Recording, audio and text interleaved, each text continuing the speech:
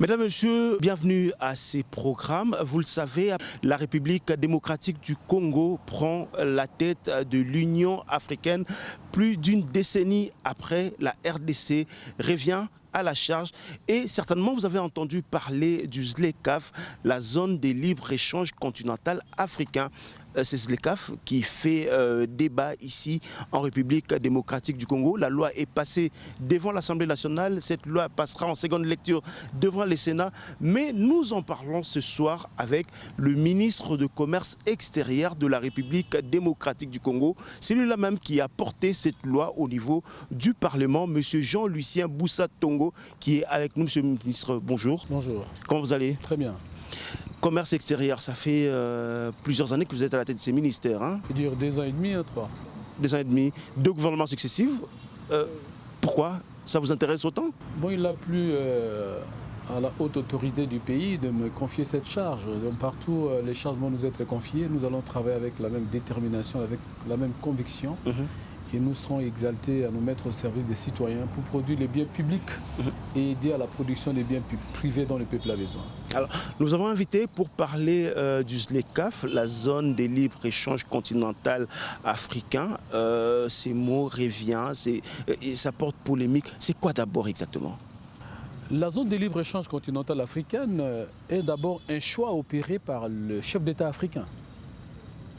Les chefs d'État africains ont depuis toujours, depuis les années 60, rêvé d'une Afrique économiquement intégrée, d'une Afrique économiquement forte, mais des économies africaines compétitives, capables de pouvoir résoudre les problèmes de leurs citoyens. Et donc, comme vous le savez aussi, l'un des leviers de la croissance économique, c'est le commerce. Et donc l'Afrique a décidé, les chefs d'État en particulier ont décidé de pouvoir mettre en œuvre cette volonté de perdre l'indépendance, qui a consisté à dire, mais une Afrique unie, économiquement, une Afrique unie aussi sur le plan social.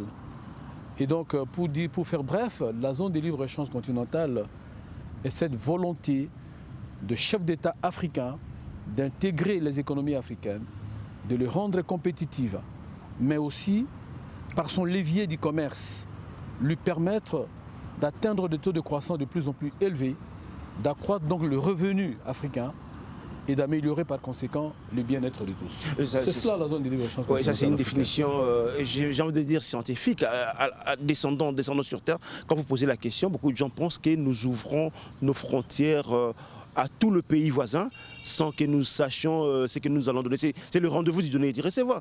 Nous allons recevoir, mais nous allons donner quoi, monsieur le ministre? Non, mais en fait, la zone de libre-échange continentale, dans sa dimension commerciale, c'est simplement la décision prise par les États africains de se donner des préférences en matière de douane pour permettre aux biens et services d'origine africaine d'être vendus et achetés en Afrique sans paiement de droits de douane. C'est de ça qu'il s'agit. Or, lorsque on est débarrassé de ces droits de douane pour les produits d'origine africaine, j'insiste, ça permet de stimuler la production intérieure. Parce que les prix vont baisser. Les prix de ces biens importés et exportés au niveau africain vont baisser. Et lorsque les prix ont baissé, plus de consommateurs vont acheter. Et la théorie des économies d'échelle démontre très clairement que plus plusieurs personnes achètent, mieux se développent les industries, mieux se développe l'activité productive. Et donc par conséquent, le revenu des nations augmente, la pauvreté diminue et les pays émergent. C'est simplement cela. Et donc les pays africains ont des choses à se donner mutuellement. Et le temps est arrivé pour que les uns et les autres puissent travailler dans cette direction. Mais c'est vrai que c'est un rendez-vous de donner et de recevoir. Nous avons à donner et nous aurons à recevoir. Mais vous ne pensez pas que nous y allons le main lié? C'est-à-dire qu'aujourd'hui, soyons dans le concret, aujourd'hui, la RDC ne produit rien. Aujourd'hui, nous ne donnons rien. C'est tous les autres qui vont venir, qui vont se déverser sur nous. Je vais en arriver. Mais je voudrais préciser d'abord que nous commerçons depuis toujours. Depuis que nous sommes ce que nous sommes, nation, État indépendant du Congo déjà, République démocratique du Congo, République du Zaïre, République démocratique du Congo encore, nous commerçons avec le pays du monde. Nous commerçons, mais aujourd'hui, beaucoup de choses ont changé. Les réalités sont autres, préciser, Monsieur le ministre. Juste vous préciser, nous sommes dans les libres-échanges. Le libre-échange est les principes. Le protectionnisme est l'exception, n'est-ce pas?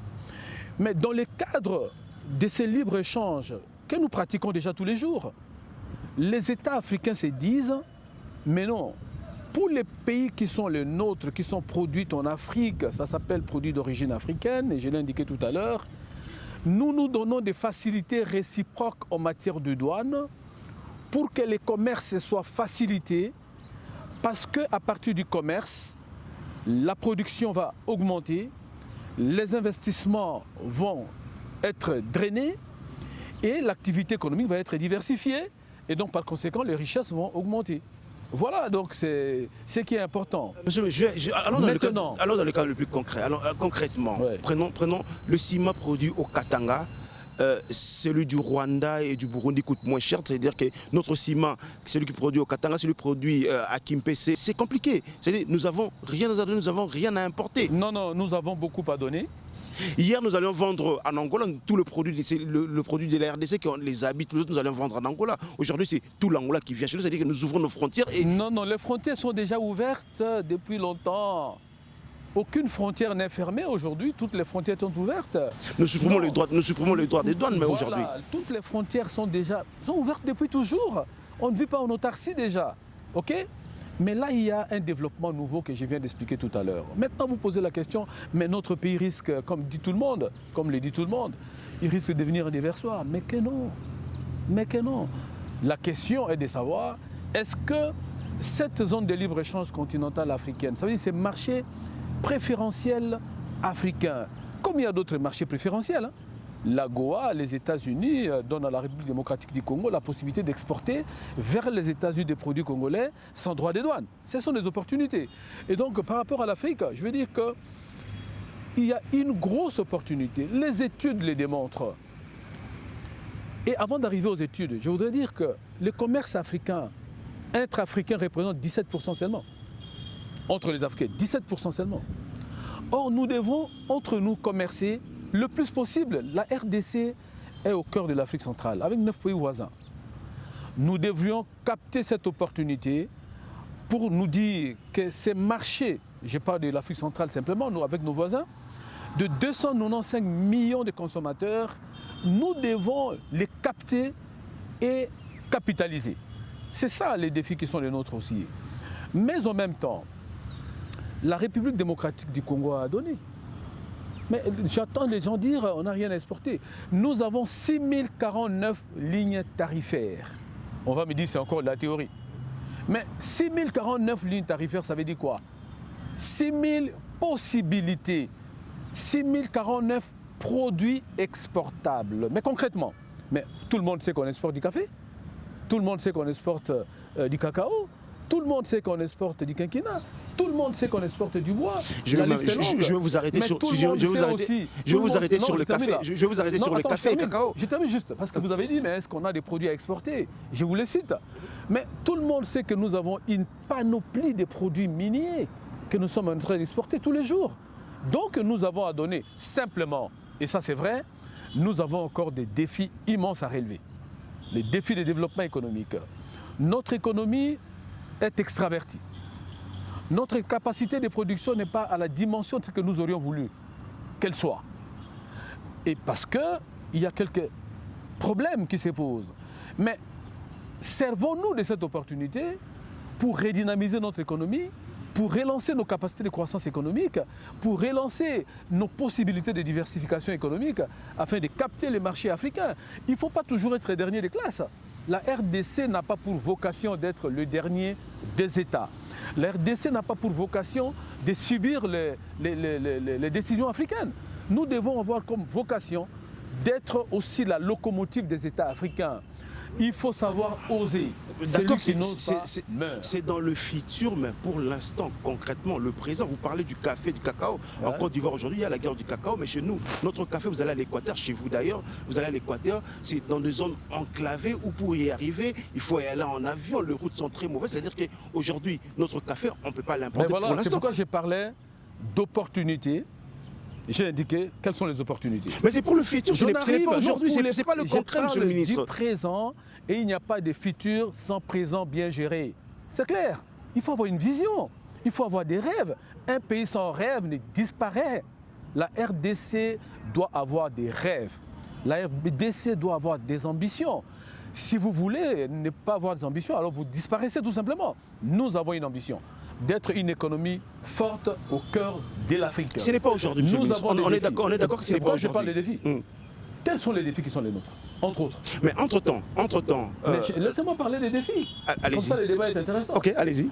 Aux côtés des opportunités, nous avons l'obligation, en tant que gouvernement, en tant qu'État, d'identifier nos vrais défis qui sont connus de tout le monde d'ailleurs. Les défis de la diversification de notre économie, les défis du développement infrastructurel, les défis de l'accroissement de l'offre énergétique, les défis de l'amélioration du climat des affaires, les défis de l'efficience et de l'efficacité de l'État. Tout ça sont des défis que nous devons relever. Les défis d'un système financier incitatif pour les investisseurs, les défis des politiques publiques qui ont pour finalité simplement la production des biens publics, mais aussi la capacité d'aider le privé à produire des biens privés. Okay. Et donc, sous ces défis-là, nous devons les relever et c'est le moment de pouvoir nous déterminer. Et moi, je suis confiant que nous allons les relever avec le président de la République qui est très déterminé. Je suis convaincu que nous allons y arriver. Je suis parfaitement d'accord avec vous, mais tout à l'heure, vous reconnaissez au moins que notre économie, c'est une économie extravertie. Je vais prendre des cas très simples et concrets. Prenons le cas du Rwanda, par exemple, qui va produire le VW, les voitures VW. Le marché du Rwanda, ça sera la RDC, c'est pas le Rwanda. C'est-à-dire que toutes les voitures qui seront produites au Rwanda seront déversées en RDC. Prenons en notre cas, nous prenons le ciment qui est produit ici au Congo-Brazza. Ça sera tout le Congo parce que y aura plus, les frontières seront ouvertes et tout. Ce qui veut dire que nous allons subir. C'est pourquoi j'ai dit que nous y allons le main lié. Non, pas du tout, on n'est pas main lié. Le concret, parce que concrètement. Mais je voudrais rentrer sur le concret. Je commence par les ciments gris. Savez-vous qu'à l'ouest du pays, nous avons 3 usines, une 4e qui vont devenir opérationnelles sur la production du ciment. Qui ne sont pas encore opérationnelles. Savez-vous qu'il y a 2 ans et demi, en 2018, je vais dire, nous avons pris des mesures, j'ai pris des mesures de restriction d'importation du ciment gris de tous les pays voisins. Parce que la concurrence qui nous a été imposée à l'époque risquait de causer du tort à notre industrie. Aujourd'hui, nous sommes passés du prix des sacs de ciment de 50 kg de $11 à $8,5, $9, grâce à ces mesures. Mais en même temps, nous avons protégé l'industrie locale. Donc, nous ne sommes pas inconscients de cela. Je reviendrai sur l'exemple de production de voitures dans le pays que vous voulez bien citer. OK.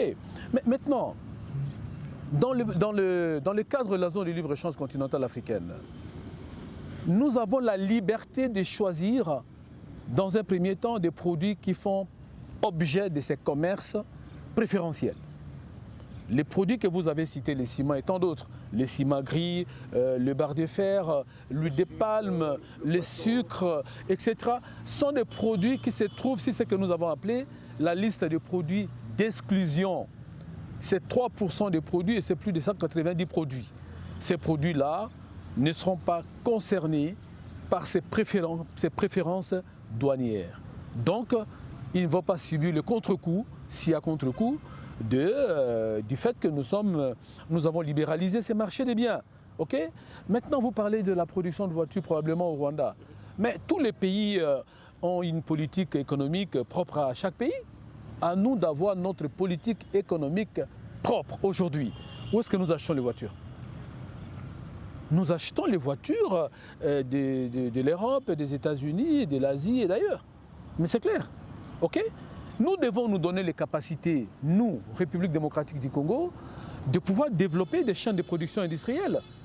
Même les chaînes de montage des véhicules, on les avait dans ce pays. On peut encore les avoir aujourd'hui et demain. Il nous appartient en tant que pouvoir public. J'ai parlé des défis tout à l'heure. J'ai oublié les défis des politiques fiscales incitatives. Il nous appartient en tant que gouvernement, en tant qu'État, et j'ai dit tout à l'heure, de développer des chaînes de production qui nous permettent petit à petit, mais très rapidement, de sortir de la dépendance vis-à-vis de l'extérieur en réduisant les importations de certains produits. On a réussi ça. Lorsque j'ai pris les mesures de prohibition d'importation du ciment gris, des bières, des boissons gazeuses, des barres de fer. Tout le monde a crié au scandale. On a dit, ben voilà, monsieur le ministre, à la RTNC d'ailleurs, monsieur le ministre, mais vous avez interdit l'importation de ces produits, mais ça veut dire que ces produits vont coûter plus cher en RDC. Reprenez l'émission que j'ai faite. J'ai dit non. Nous avons imposé, nous avons posé aux industriels bénéficiaires de ces mesures des conditions. 1, que la qualité des produits soit meilleure. 2, que l'offre soit ininterrompue. 3, que les prix baissent de plus en plus pour rencontrer la moyenne des prix au niveau africain. Aujourd'hui, nous en sommes là.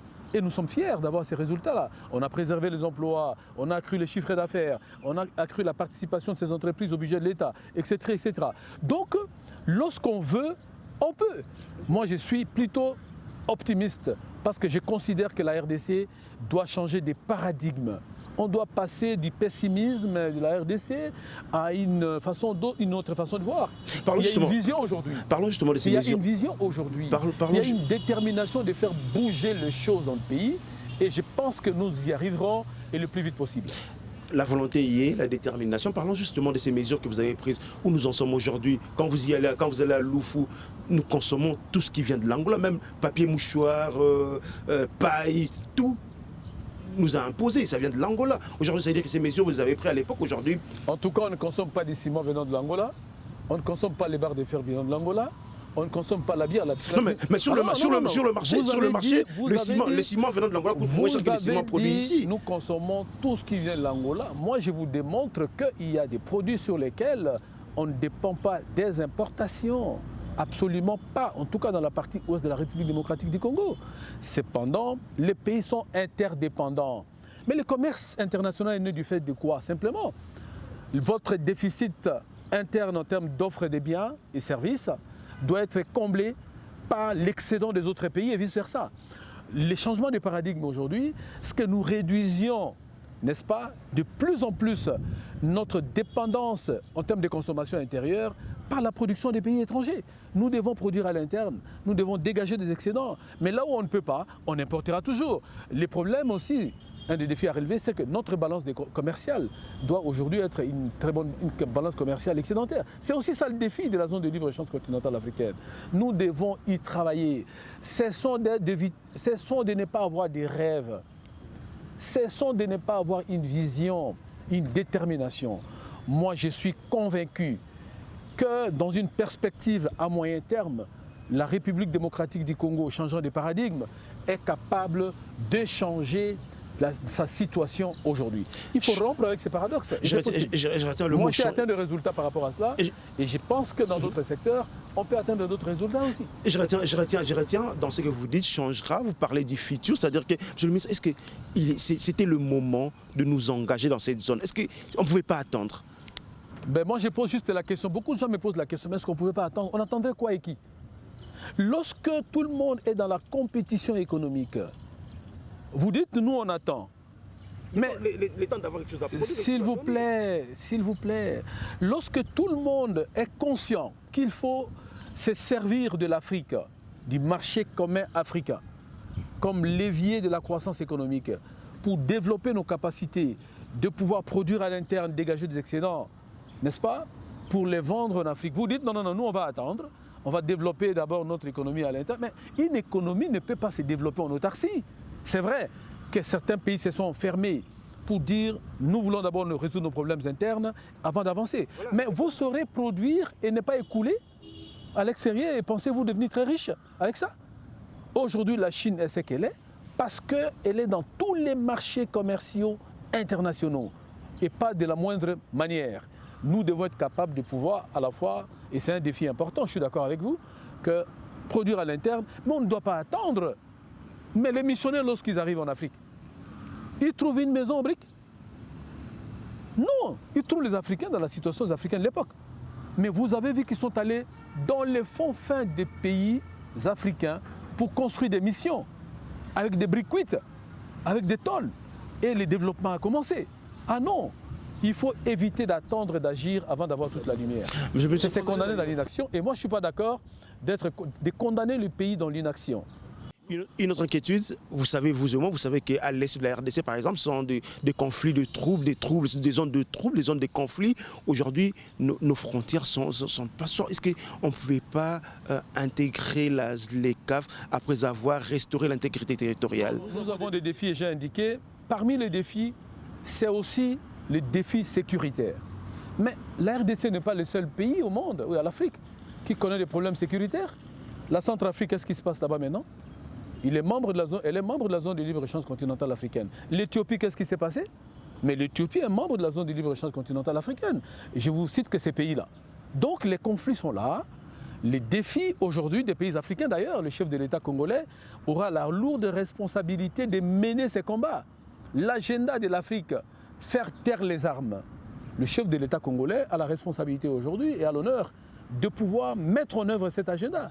Mais aux côtés de cet agenda, il y a l'agenda du marché commun africain. C'est encore la RDC par le président de la République qui a la responsabilité de pouvoir mettre en œuvre cet agenda. Nous devons y aller. Mais à la question de savoir, mais pourquoi seulement maintenant, pourquoi pas attendre, j'y reviens. Une autre question que je me pose, et je pose à tous les Congolais qui me suivent. Et si la République démocratique du Congo n'adhérait pas au marché commun africain, à la ZLECAf, alors que tous les pays africains, en particulier ses voisins, ont adhéré, ça veut dire qu'ils commercent à des droits de douane préférentiels, à des droits de douane démantelés complètement. Par exemple, nos partenaires économiques principaux en Afrique, qui sont-ils? C'est l'Afrique du Sud, c'est la Zambie, c'est l'Ouganda, et on peut encore progresser. Ok, nos partenaires sont dedans, dans la zone de libre-échange continentale africaine.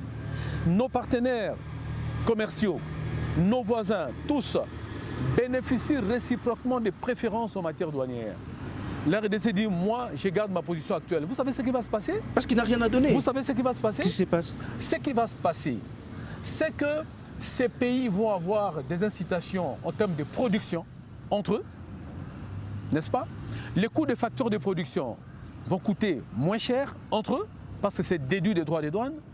Les biens de consommation vont coûter moins cher parce que les coûts de production ont diminué. Et donc, par conséquent, leurs citoyens auront les bénéfices d'amélioration du pouvoir d'achat et du bien-être. Mais vous parlez des pays qui produisent, monsieur le ministre. C'est la réalité. Mais vous parlez des pays qui produisent. Attends, nous, on ne produit rien. Non, mais je termine. Laissez-moi terminer. Si nous ne produisons rien... Pour l'instant, on ne produit rien. Non. La République démocratique... Non. Si nous n'intégrons pas ces marchés, si nous ne produisons rien, si nous n'intégrons pas ces marchés lorsque tous nos voisins et tous nos principaux partenaires commerciaux sont là-dedans, la RDC deviendra le pays le plus cher de l'Afrique centrale, sinon le pays le plus cher de l'Afrique. Et qu'est-ce qui va se passer? Ce qui va se passer, c'est que les investisseurs vont aller dans d'autres pays. C'est que même les opérateurs économiques privés congolais vont choisir d'autres cieux pour aller investir. Ce qui va se passer, c'est que le prix des produits de consommation au Congo vont augmenter. Simplement parce que les intrants vont coûter plus cher si nous les importons de l'Afrique du Sud. Les équipements vont coûter plus cher si nous les importons des pays voisins. Donc c'est clair qu'il faut éviter de rendre notre économie la plus chère de l'Afrique centrale. Et l'homme économique rationnel, notre consommateur qui est dans 9 frontières, il va acheter en Angola, il va acheter en Tanzanie, il va acheter partout. Mais justement, à vous entendre parler, monsieur le ministre, ça va disparaître, à vous entendre parler, on ne produit rien. On est tous d'accord. On est d'accord qu'on ne produit rien. On est d'accord, monsieur le ministre. Pour l'instant, nous avons des défis. Je voudrais d'abord que les choses soient claires. Je n'ai pas dit qu'on ne produisait rien. Non. Le Congo produit, je peux vous citer une panoplie de produits, hein, très rapidement. Nous importons rien. Nous importons rien. Non. Vous parlez des Sud-Africains, vous parlez de Rwandais, vous parlez de nos 9 voisins. Il faut plutôt dire qu'on ne produit pas assez. Là, je suis d'accord avec vous. Mais ce qui veut dire que tous nos voisins vont déverser leurs produits ici chez nous. C'est-à-dire que c'est ça le problème. Mais non, mais vous l'avez dit tout à l'heure. Je voudrais qu'on rentre ici les fondamentaux. Au moment où nous sommes en train d'échanger, vous et moi, le commerce intra-africain s'exerce. À Loufou maintenant, à Kasumbalesa, à Mahagi, à Arou, oui, à la petite barrière de Goma. C'est tout qui vient de l'Angola, tout qui vient du Rwanda, Kasumbalesa, tout qui... Mais laissez-moi terminer. Donc, au moment où nous sommes en train de parler, les marchandises vont et reviennent dans nos frontières intra-africaines. Ça n'a pas changé, ça ne va pas changer. Ce qui va changer seulement, c'est que les produits d'origine africaine qui vont désormais faire partie de la zone de libre-échange continentale africaine vont traverser les frontières sans droit des douanes pour les produits qui ne sont pas sur la liste des produits d'exclusion. C'est un bénéfice énorme. Simplement, et je l'ai dit tout à l'heure, nous, en tant qu'État, nous devons développer des politiques pour nous permettre d'accroître notre capacité de production, de diversité. Et j'ai indiqué les défis que nous devons relever tout à l'heure. C'est de ça qu'il s'agit. Il ne faut pas attendre que les autres avancent suffisamment pour pouvoir les rattraper. Et ça sera trop tard. Monsieur le ministre, Monsieur Jean-Luc Boussa, ministre du Commerce extérieur de la RDC, cette zone de libre-échange, vous dites, en ce moment, on est en train d'échanger. Prenons des cas concrets. Vous pensez que le ciment congolais, qui coûte déjà très cher ici en RDC, sera vendu en Angola où le ciment coûte moins cher? Mais c'est possible. C'est possible. Pourquoi? Déjà, le fait que nous ne dépendions pas totalement, dans la partie ouest du pays, des ciments importés, c'est un gros progrès. Au moins, on a limité le volume des importations. C'est un progrès qu'il faut reconnaître. Mais à l'est du pays, nous sommes obligés d'importer. Parce que là, vous reconnaissez au moins. Non, mais c'est clair. Quand on n'en a pas, on doit en avoir. Et on ne sera pas les seuls pays à importer les ciments. Ah non, on n'est pas le seul pays. À l'est du pays, par contre, puisqu'on n'a pas d'industrie capable de pouvoir produire du ciment aux quantités qui correspondent à la demande de nos populations de l'est du pays, on continuera à acheter ce qui vient de l'étranger. C'est aussi ça de l'économie. OK. Donc voilà. Donc je voudrais simplement dire que, par contre, nous devons développer notre industrie. Nous devons développer notre agriculture, je vais même dire le secteur agroalimentaire, à la fois pour réduire notre dépendance vis-à-vis de l'extérieur, mais en même temps pour pénétrer les marchés africains. Vous avez dit, est-ce que notre ciment peut être vendu à l'extérieur? Mais pourquoi pas? Maintenant, il y a des défis à relever. À l'interne, il coûte déjà très cher. Non. Et maintenant, il y a des défis à relever. Lorsque j'ai fait la comparaison des prix des produits des ciments dans les pays voisins qui les produisent, l'Angola, le Congo-Brazzaville, etc., je note qu'à l'Angola, c'est moins de 7 $, le sac de ciment. Je note qu'au Congo-Brazzaville, c'est autour de 6,5 $, le sac de ciment. Mais ça veut dire. Et chez nous, c'est autour de 10 $. Disons les choses. 9-10 $. Non, 9 $. Alors. On est au-dessus. Non, et on est à Kinshasa. D'accord. Quand même. Et donc, ça veut dire quoi? Nous devons rendre nos industries, nos cimenteries compétitives.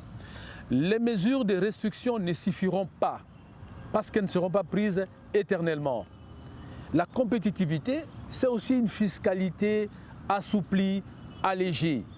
Lorsque nous mettrons à la disposition de nos opérateurs économiques une fiscalité assouplie, une fiscalité allégée, mais aussi un environnement économique propice, nous serons capables de rendre nos industries très compétitives et pouvoir vendre à l'extérieur. Au moment où nous parlons, des réformes sont impulsées au niveau des finances publiques, au niveau du ministère des Finances, par rapport à la fiscalité. Et j'insiste sur la nécessité d'avoir une fiscalité comparée aux pays africains qui soit compétitive pour réduire l'achat des entreprises et leur permettre de pouvoir produire à moindre coût et de vendre aussi bien à l'extérieur qu'à l'intérieur du pays.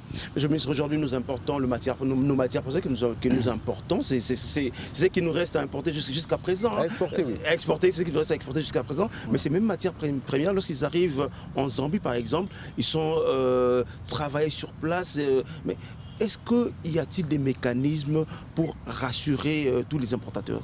Non, je pense que notre challenge en tant que République démocratique du Congo, c'est aussi de transformer nos produits sur place.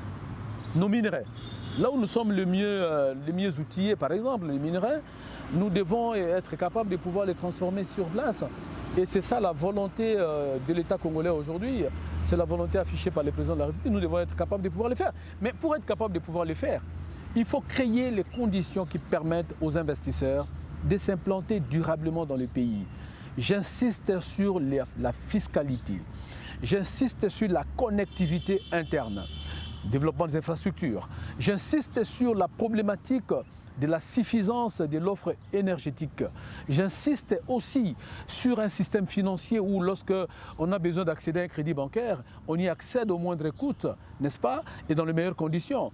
Aujourd'hui, pour accéder au crédit au Congo, c'est la croix et la bannière. Donc tout ça, c'est des questions qui doivent être vues dans un contexte de politique économique cohérente pour permettre finalement de relancer l'activité économique. Alors que nos voisins, sont déjà très loin par rapport à tout ça. Alors que nos voisins sont déjà très loin par rapport à tout ça, ce qui veut dire que nous y allons Les bras liés, comme je disais au début. Je disais tout à l'heure qu'il faut changer de paradigme. Mais c'est pas aujourd'hui, c'est pas demain. C'est aujourd'hui qu'il faut changer de paradigme, mes chers amis. C'est aujourd'hui qu'il faut une réforme fiscale.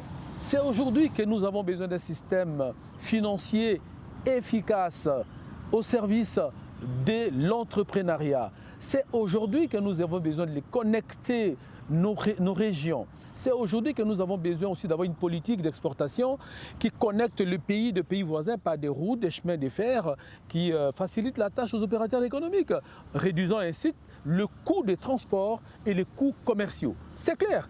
Donc ce sont les défis qui sont entre nos mains. C'est vrai, c'est des défis qui peuvent être considérés comme des défis immenses, mais sans défis, on ne peut rien faire. Nous devons les relever. Parce que si nous nous mettons à relever ces défis progressivement, et c'est simplement transformer ces défis en opportunités. Et c'est possible. Moi, j'y crois fondamentalement. Est-ce qu'il y a des mécanismes de contrôle? Parce que quelqu'un pourrait aller acheter à Dubaï et ramener à partir de la Zambie, amener en RDC et dire que c'est made in Zambia. Est-ce qu'il y a des mécanismes de contrôle? Donc la problématique des produits d'origine. Tous les pays, ce n'est pas que la RDC, la question que vous soulevez là, en termes du risque de fraude en matière dans le domaine des produits d'origine. Ces risques-là est présent. Mais il faut savoir travailler pour les minimiser tout simplement.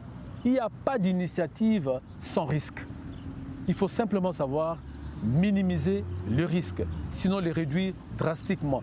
Donc en matière de fraude, il est possible que certains pays soient malins, mais au niveau de l'Afrique, au niveau d'ailleurs de l'accord sur la zone de libre-échange continentale africaine, il est prévu des mécanismes pour faire ce type de contrôle croisé, n'est-ce pas ?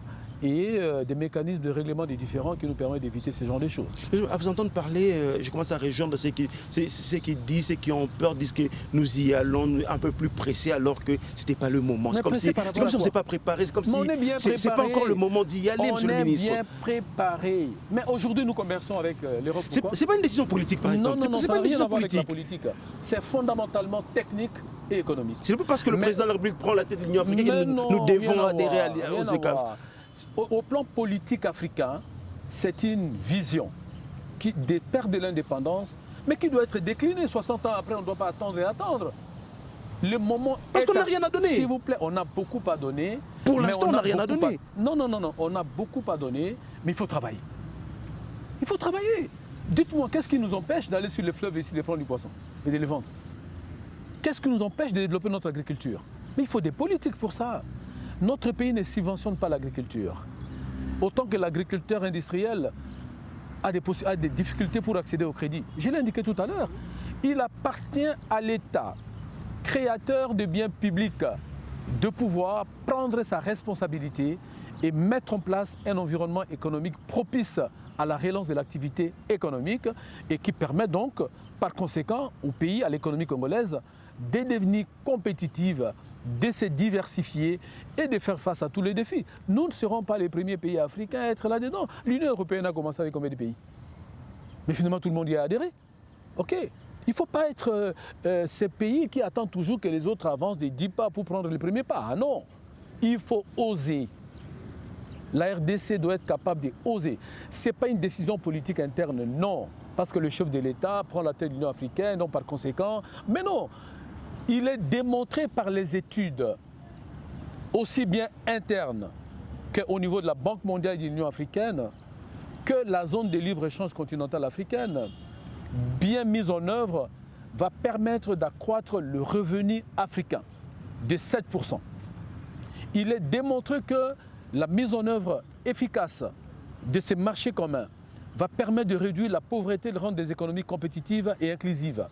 Il est aussi démontré que ça permet le développement industriel. Mais c'est une volonté politique africaine qui doit nous imposer, nous la RDC, les capacités d'avoir des politiques économiques, j'ai dit tout à l'heure, et industrielles adéquates, à même de nous permettre de capter ces marchés de 1,250 milliard de consommateurs pour pouvoir agir. Et c'est tout. Parce que je vous l'ai dit tout à l'heure, si nous ne sommes pas membres de cette zone de libre-échange continentale africaine, alors que tous nos voisins y sont déjà, tous nos principaux partenaires y sont déjà, nous sommes le plus gros perdant.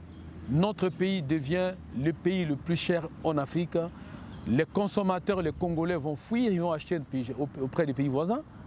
Et les industriels, les investisseurs ne vont pas se planter chez nous. Je prends un exemple aussi simple. Nous sommes en train d'aller vers la fin de cette émission, avant de terminer. Hein. Je vais à Haro, par exemple, le véhicule qui vient de l'Ouganda, qui traverse. Ce sont les hommes d'affaires ougandais qui viennent vendre. C'est-à-dire qu'ils auront des facilités grâce aux ECAF et ce ne sont pas des Congolais. Non. Je crois que là aussi, il faut éclairer juste quelque chose. Ce ne sont pas les véhicules venus de l'Asie. Pour prendre le cas du véhicule, de l'Europe et d'ailleurs qui passent par l'Ouganda, qui passent par la Tanzanie, qui passent par Pointe-Noire, qui arrivent au Congo, qui sont considérés comme produits faisant l'objet de la zone de libre-échange continentale africaine. Ce ne sont pas les marchandises venant de l'Asie, de l'Europe qui passent par Matadi qui sont concernés.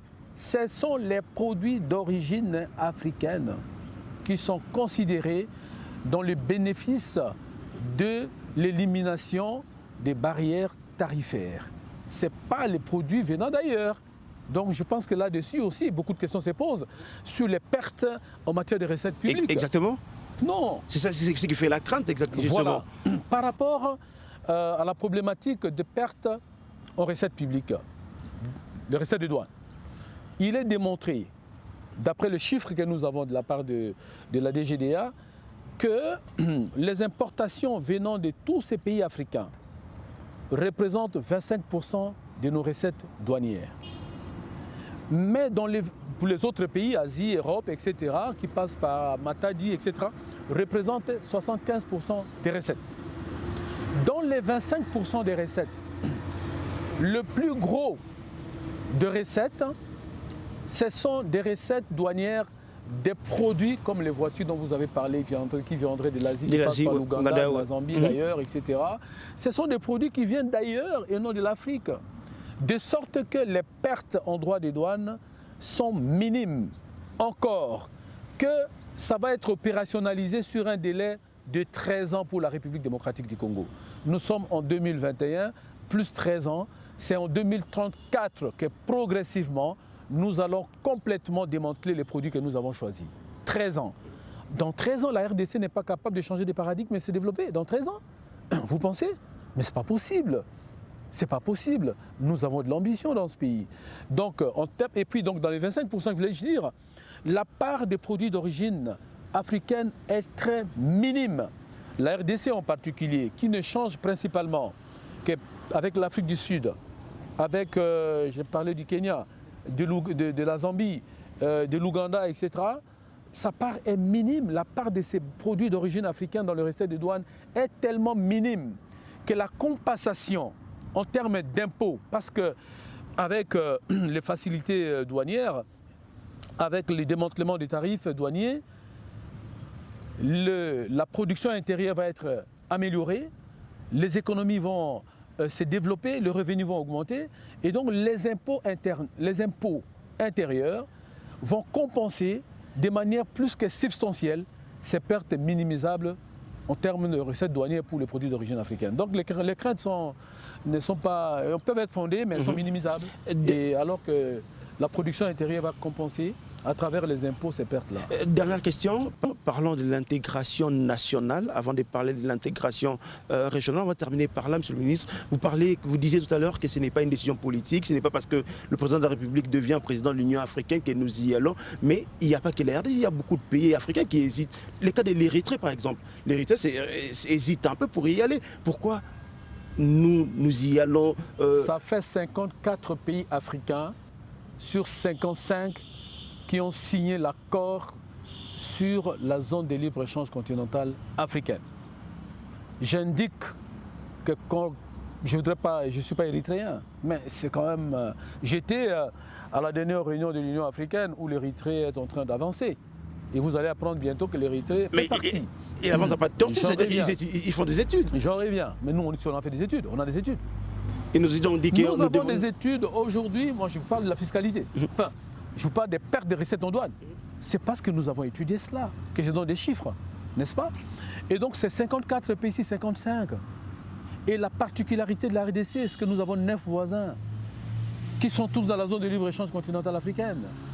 La particularité aussi, c'est que les pays les plus importants avec lesquels on commerce le plus sont dans la zone de libre-échange continentale africaine. Mais nous commerçons avec eux. Lorsqu'ils sont tous dans le même niveau de compétition en termes de droits des douanes, nous ne pouvons pas avoir une approche asymétrique. J'ai dit que c'est dangereux pour les pays. Nous allons avoir des difficultés et nos économies vont ressentir le coup.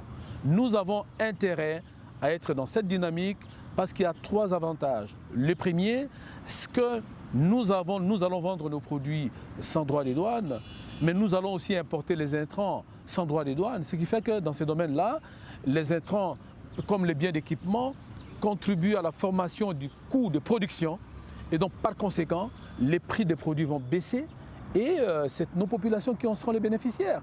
Nos économies vont se relancer par ces mécanismes-là et nous en serons les meilleurs bénéficiaires aussi. On ne peut pas louper cette opportunité tout en reconnaissant que nous devons travailler sur les défis qui sont en même temps des opportunités lorsque ces défis sont relevés. Mais en même temps, l'intégration économique interne, j'ai indiqué tout à l'heure, nous devons relever ces défis aussi de l'intégration économique. C'est quoi? C'est le développement infrastructurel. C'est aussi le développement en termes énergétiques, mais c'est aussi le développement des secteurs tels que l'agroalimentaire, les secteurs industriels. Mes collègues de l'agriculture, de l'industrie, des petites et moyennes entreprises ont développé des politiques et nous sommes à la phase d'action sur ces sujets-là. Donc nous prenons la mesure de la situation et nous avons préparé tous les outils institutionnels pour permettre à la RDC de faire face à cette compétition africaine comme bénéficiaire et non comme un pays qui subit le contre-coup de ces choix-là. L'homme d'affaires congolais est protégé avec cette loi, la CELCAF? Ah bien sûr, parce que de toute manière, le travail que nous avons fait avec la DGDA bien sûr, qui a pris le leadership de ce travail, du choix des produits à exclure dans le cas de la zone de libre-échange continentale africaine, le choix des produits considérés comme sensibles et le choix des produits à libéraliser tout de suite a été fait avec la participation et la contribution de la FEC. Ça, c'est clair. Aujourd'hui, la FEC qui était réticente aussi est d'accord avec nous sur le sujet. Elle l'a exprimé avec moi lorsque j'ai eu des conférences avec eux. Au niveau de la commission ECOFIN de l'Assemblée nationale, ça a été dit. Maintenant, ce que nous devons faire en direction des hommes d'affaires, et je l'ai dit tout à l'heure, c'est la problématique des infrastructures, de l'offre énergétique, la fiscalité incitative, la lutte contre la fraude à l'import et à l'export et un système financier qui soit à même de pouvoir permettre aux opérateurs économiques d'investir dans ce pays sans beaucoup de difficultés. Et nous aurons une économie très compétitive. Si vous me prenez en cours, je vous rappelle que nous recevons sur ces plateaux Monsieur le ministre du Commerce extérieur, Jean-Lucien Boussa, dont nous parlons de la zone des libre-échanges continental africain. Monsieur le ministre, on a fini pour aujourd'hui. S'il faut conclure, on retient quoi? La zone des libre-échanges continental nous offre l'opportunité de bénéficier d'un marché préférentiel.